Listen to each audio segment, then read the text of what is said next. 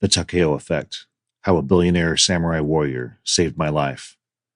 Author Darren Sugiyama. Narrated by Darren Sugiyama. Chapter 1: Peaceful Journey. It was still dark outside. I sat there, early in the morning, slouched on the opulent velvet sofa in the massive living room of my mother-in-law's house. My laptop computer stared at me, but I lacked the courage to stare back at it. Well, maybe I glanced at it a few times. I fell asleep just before midnight and only slept for a few hours before waking up filled with anxiety.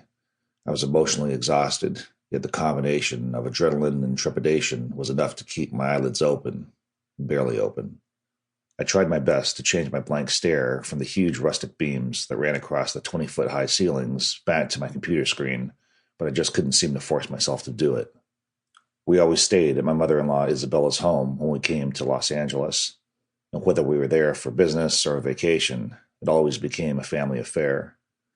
As I continued to sit there in the dark by myself, my wife, Valentina, quietly walked into the room. "Honey, do you know what time it is?" she asked.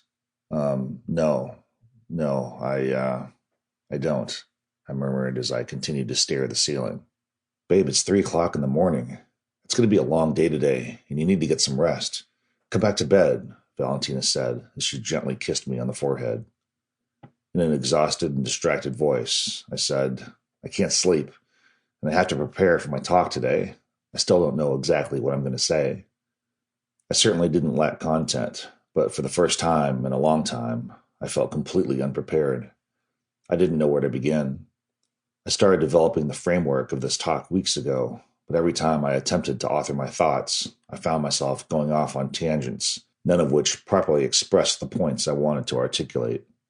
And this morning was no different, as almost 2 hours had passed. My bloodshot eyes burned as they now stared at my blank laptop screen.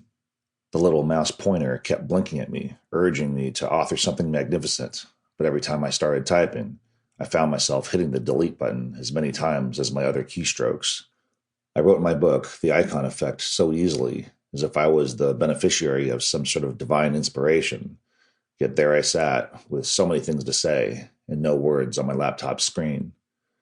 It was now 4:53 a.m., and I still had nothing.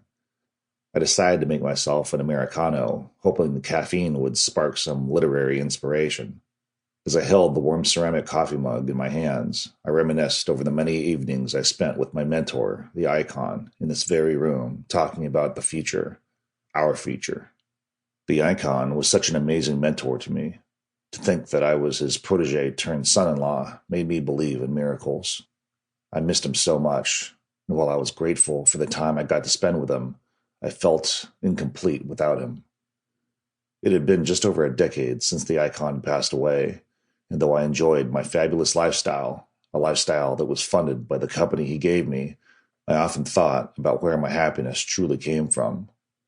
For so long, I yearned for financial success, thinking that achievements and accolades would bring me happiness. But over time, I found that my happiness had very little to do with the things I had acquired, and more to do with the man that I had become in the process. And perhaps this could be the foundation of my talk today, I thought to myself. I had so many stories to share about how the Icon and Joseph had helped me become not just a wealthy man, but a better man. I certainly had no shortage of inventory in that regard. These two men literally changed my life. "Good morning, Papa," my 9-year-old son Cortez softly mumbled as he entered the dark living room, curling up next to me on the sofa.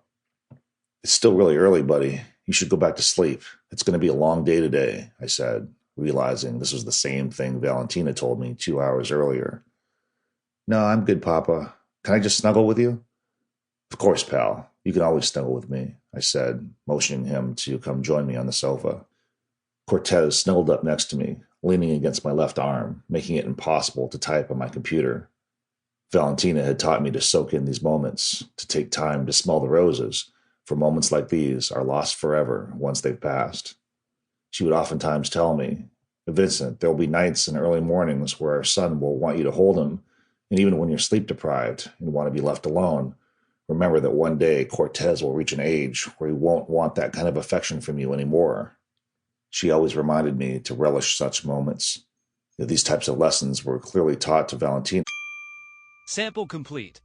Ready to continue?